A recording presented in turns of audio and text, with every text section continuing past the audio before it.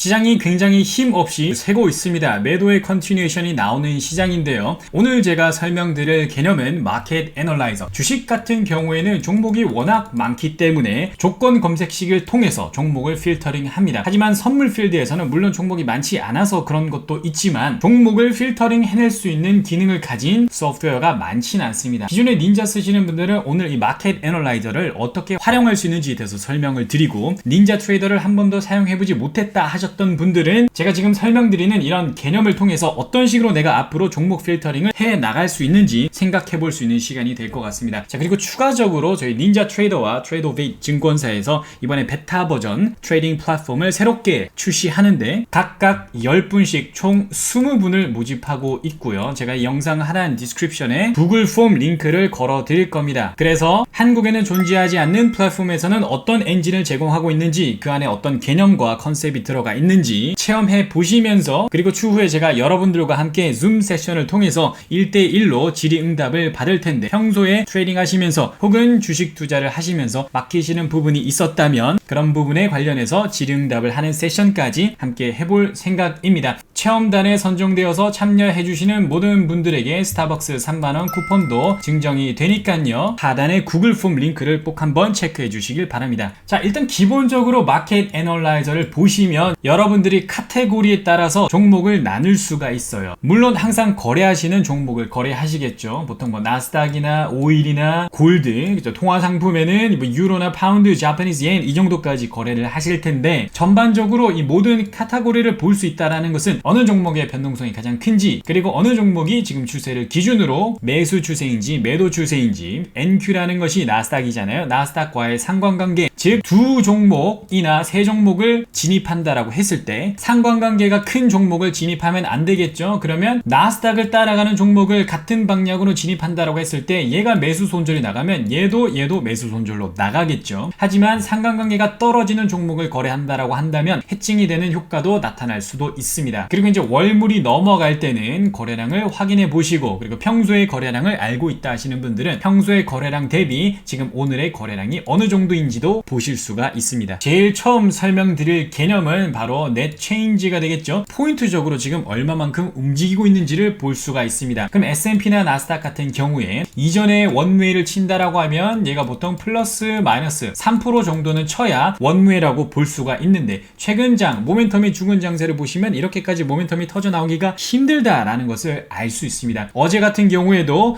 마이너스 2%를 못 쳤죠. 하지만 원래 예년의 움직임이라고 한다면 어제 같은 움직임은 충분히 마이너스 3%까지, 그리고 내려갈 때도 이 APR의 진폭을 크게 만들고 내려갈 수가 있습니다. 최근 장세를 분석해 보신 분들은 S&P 같은 경우에는 ATR이 15분을 기준으로 8포인트를 넘기가 어렵습니다. 8포인트라는 게 32틱이잖아요. 그러면 지금 거의 맥시멈의 변동성이 15분을 기점으로 32틱이기 때문에 S&P를 거래하시는 분들은 손절도 32틱 아래, 그리고 익절도 32틱 아래로 걸어야 된다는 것을 알 수가 있습니다. 나스닥 같은 경우는 최근에 15분 기준으로 ATR이 40포인트를 넘기가 어렵습니다. 40포인트라는 것이 240틱이잖아요. 그러니까 최근에 나스닥을 거래하시는 분들은 손절도 익절도 240틱을 넘기기는 어렵습니다. 그래서 여기서 보여주는 이 ATR 대비 70에서 80% 정도만 익절을 한다라고 해도 상당히 훌륭한 익절이라고 볼 수가 있고요. 예년의 변동성도 아니고 ATR 수치도 못 보여주기 때문에 S&P 같은 경우에는 플러스 마이너스 20틱 정도만 익절을 한다라고 해도 괜찮은 익절이라고 볼 수가 있고요. 나스닥 같은 경우는 플러스 마이너스 80틱 정도만 익절을 한다라고 해도 괜찮은 익절 라인이라고 볼 수가 있습니다. 이제 나중에 변동성이 다시 돌아오는 시점이 되면 얘가 더 올라갈 수가 있겠죠.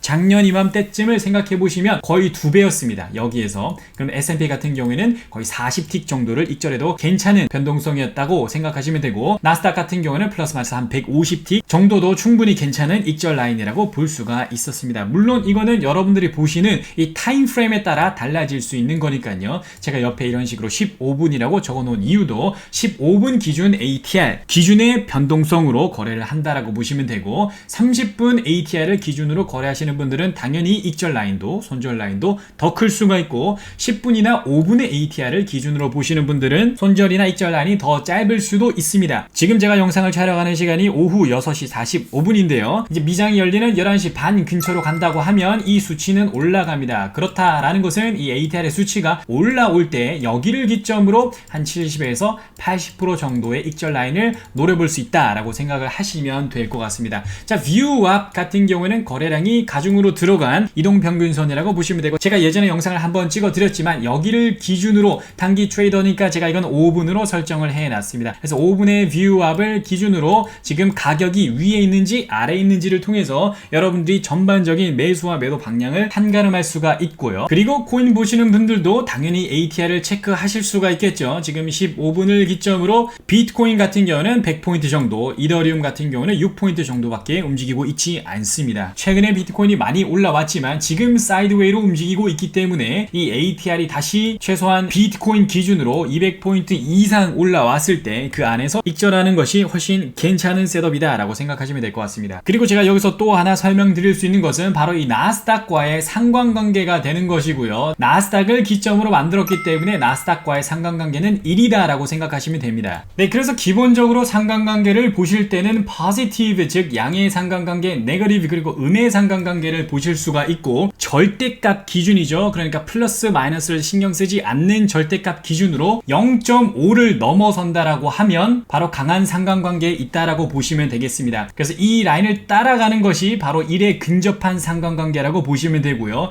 1에 근접하다라는 것은 얘가 1만큼 움직이면 얘도 1만큼 움직이기 때문에 여기 라인을 따라가는 이 근처에 있는 모든 것들이 상관관계가 높다라고 볼 수가 있고, 양이라는 것은 말 그대로 1 올라갈 때 1만큼 올라가는 양의 상관관계, 얘는 1만큼 올라갈 때 1만큼 내려오는 음의 상관관계라고 생각하시면 됩니다. 절대값을 기준으로 얘도 1만큼 움직였을 때 1만큼 따라가는, 즉 1에 근접한 선에 있는 모든 것들은 상관관계가 높다라고 볼 수가 있어요. 그럼 여러분들이 어떻게 생각할 수가 있습니까? 나스닥을 기준으로 1에 근접한 모든 것들은 나스닥이 올라갈 때마다 똑같이 올라간다라고 보시면 되고요. 만약에 얘가 마이너스 1에 근접한다라고 하면 나스닥이 올라갈 때는 얘가 반대로 내려간다라고 생각하시면 되겠습니다. 그리고 이 수치가 만약에 0.5 밑으로 내려간다라고 한다면 나스닥이 올라가는데 얘가 올라가지 않을 확률이 높다라는 겁니다. 올라가기는 올라가는데 이런 식으로 올라갔다 내려갔다 올라갔다, 즉 상관관계가 떨어진다라고 생각하시면 되고,